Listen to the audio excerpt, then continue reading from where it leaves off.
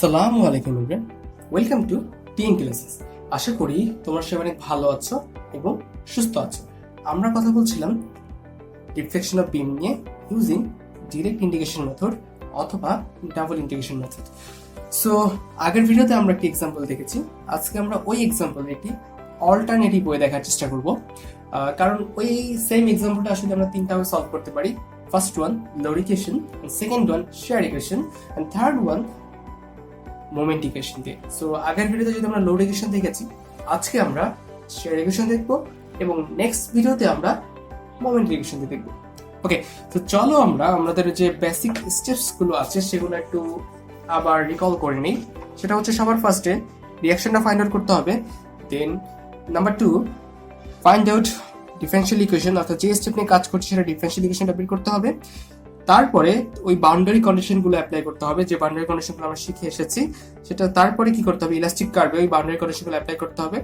Then equation of slope, maximum deflection point find out করতে হবে এবং ফাইনালি ম্যাক্সিমাম ডিফ্লেকশন বের করতে হবে। সো বেসিক্যালি আমরা এই ভিডিওতে এই যে লাস্টের তিনটে স্টেপস 5, 6, 7 আসলে আগের ভিডিওটার মতোই হুবহু সেম।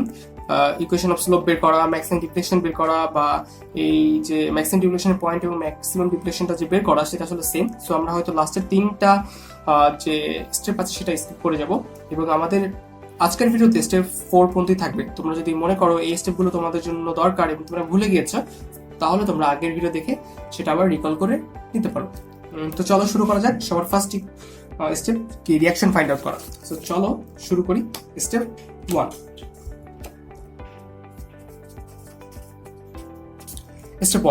স্টেপ 1টা কি আমার? স্টেপ 1টা হচ্ছে আমার রিয়াকশন ফাইন্ড আউট করা।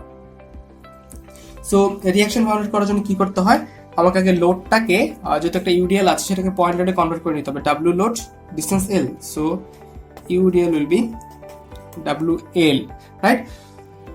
ইউডিএল ডাব্লিউ এল হলে সিম্পলি সাপোর্টার, যেহেতু আমি জানি এখানে রিয়াকশনের মান হবে ডাব্লিউ এল বাই 2, এইখানে রিয়াকশনের মান হবে ডাব্লিউ এল বাই 2। সো আমার স্টেপ 1 এর ক্ষেত্রে আমার reaction R of A equal to R of B equal to W L by 2 হবে। এরপরে কি কাজ আমার? এরপরে কাজ হলো আমার স্টেপ 2, দ্যাট মিনস আমার শেয়ার ইকুয়েশনটা বের করতে হবে। আমরা দেখেছি লোডের ক্ষেত্রে আমরা লোডের লাইন বরাবর, যেখানে একটা পয়েন্টের জন্য আমরা চিন্তা করেছিলাম, তো ওই পয়েন্ট বরাবর যে লাইনটা আছে লোডের যে লাইন, সেই লাইনটার ইকুয়েশনটা বের করছি। শেয়ারের ক্ষেত্রেও সেম ভাবে। তো শেয়ারের ক্ষেত্রে আমরা পার্টিকুলার একটা ডিসটেন্স নিয়েছি, এক্স ডিসটেন্স পরে।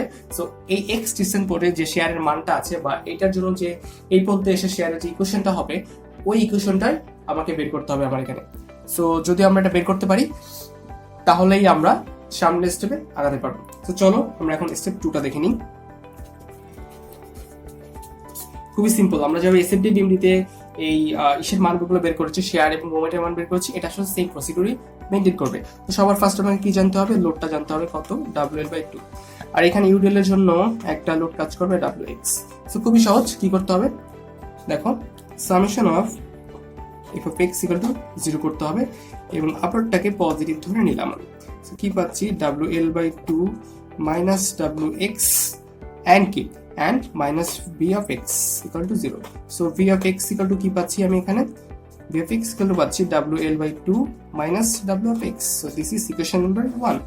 এবং আমরা জানি শেয়ার ইকুয়েশনে কি হয়, D Q Y D X Q equal to, কিন্তু ইএ অবশ্যই থাকবে। সো শেয়ার ইকুয়েশন আমরা বুঝে গেছি। এরপরে কাজ কি আমার, এরপর এখান থেকে আমাকে ডিফ্লেকশন করতে যেতে হবে। সো কিভাবে যাব, ইন্টিগ্রেশন করে। চলো ইন্টিগ্রেশন শুরু করে দেওয়া যাক। ইন্টিগ্রেশন শুরু করে দিলে কি হচ্ছে, EI D square Y D X square equal to কি হচ্ছে, W L X by 2 minus W X square by 2। This is equation number 2, plus একটা c1 চলে আসবে। তারপরে EI D Y by D of X equal to কত পাচ্ছ তুমি, তাহলে পেয়ে যাবে W L X square, W L X square by কত পাবে তুমি। সো এখানে তুমি পেয়ে যাবে W L X square by 2 into 2 minus W X Q divided by 2 into 3 plus c1 X plus c2। This is equation number 2।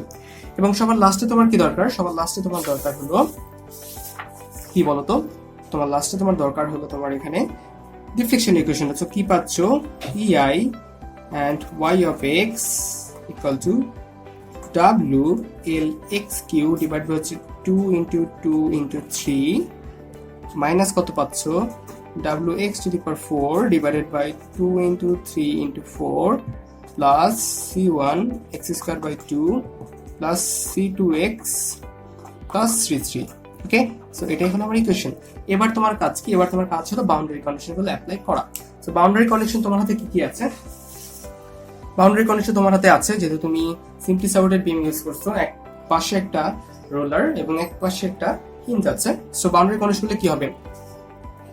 এই এ সাপোর্টে moment 0, B সাপোর্টে মোমেন্ট 0 দুইটা কন্ডিশন পেয়ে গেলে তারপর আবার কি এই ডিফ্লেকশনের জন্য এ সাপোর্টে রিফ্লেকশন 0, বি সাপোর্টে রিফ্লেকশন 0, অর্থাৎ তোমার চারটা যে দরকার ভ্যালু, তুমি চারটা ভ্যালু কি করেছো? পেয়ে গিয়েছো। ওকে, সো এগুলো অ্যাপ্লাই করো।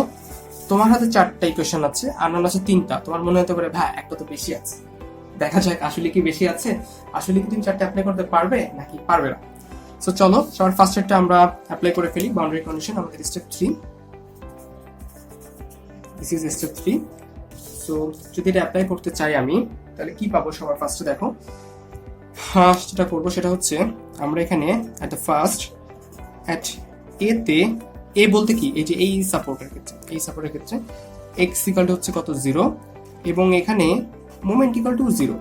সো মোমেন্টের ইকুয়েশনের ভ্যালুটা বসাতে চাচ্ছি। মোমেন্টের ইকুয়েশন হচ্ছে লাস্ট একটা, যেখানে যেখানে এক্স আছে সবগুলো 0 হয়ে যাবে, 0 0 0 m0, তার মানে এইটাও 0, এটা সরি মোমেন্ট ইকুয়েশন হচ্ছে এইটা। So m of x equal to mটা 0, xটা 0, xটা 0, that means c of 1 equal to সুন্দর করে 0। এরপরে এখানে তো আর C2 নেই, তাহলে কি তুমি বি পয়েন্টের জন্য কি মোমেন্ট ইকুয়েশন অ্যাপ্লাই করতে পারবে?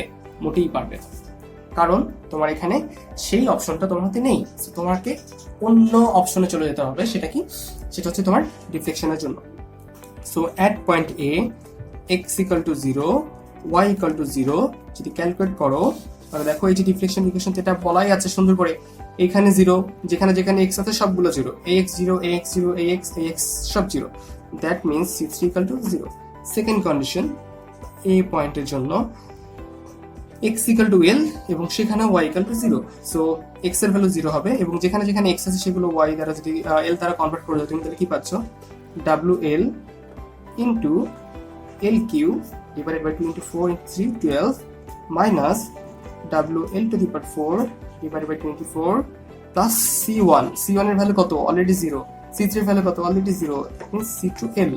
সো এইখান থেকে তুমি C2 এর ভ্যালুটা পাবে সামথিং অ্যারাউন্ড, খুবই সহজ তাই না?